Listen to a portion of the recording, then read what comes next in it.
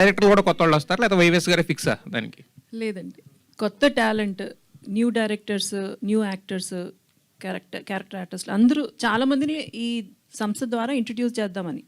New talent roads at అంటేనే we're trying to introduce as much of new talent. So అందరికీ అవకాశం ఉంటుందండి.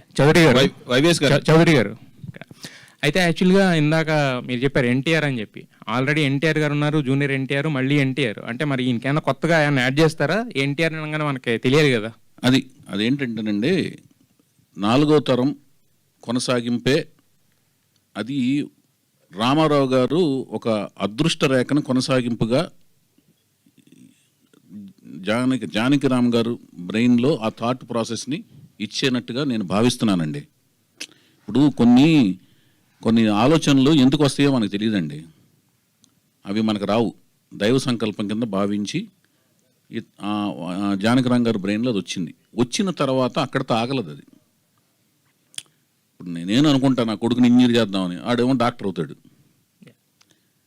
ఇతను వాళ్ళ నాన్నగారు ఈ లోకం నుంచి వెళ్ళిపోయినా కూడా ఆ ఆలోచనతో కొనసాగాడు. ఆ టాలెంట్ ఉంది, ఎక్సలెంట్గా డ్యాన్స్ చేస్తాడు, కళ్ళు ఎక్స్ప్రెసివ్గా పెట్టేస్తాడు, మంచిగా నవ్వుతాడు, యాక్టింగ్ చేసేస్తాడు, డైలాగులు చెప్తాడు. అవి లేదనుకోండి, తండ్రి కళ్ళ కన్నాడు అవ్వలేదు. ఇప్పుడు తండ్రి ఆ పేరు పెట్టుకున్నాడు, నా కంట్లో పడ్డాడు. నేను రకరకాలు తిరుగుతున్నానండి.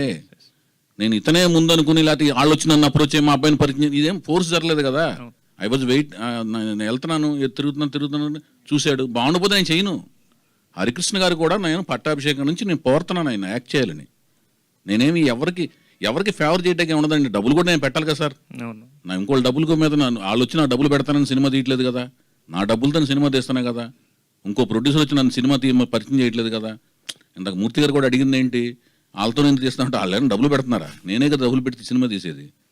డబ్బులు లాస్ అయితే నాకు అవుద్ది కదా. ఇప్పుడు సాయిధరం తేజ నా డబ్బులే కదండి, హరికృష్ణ గారని నా డబ్బులే కదా. అది చెప్తున్నా. నేను అడిగింది పేరు అనేది ఏంటంటే ప్రజలకి వాళ్ళకి అర్థమైన దాంట్లోంచి పేరు క్రియేట్ అవుద్దండి.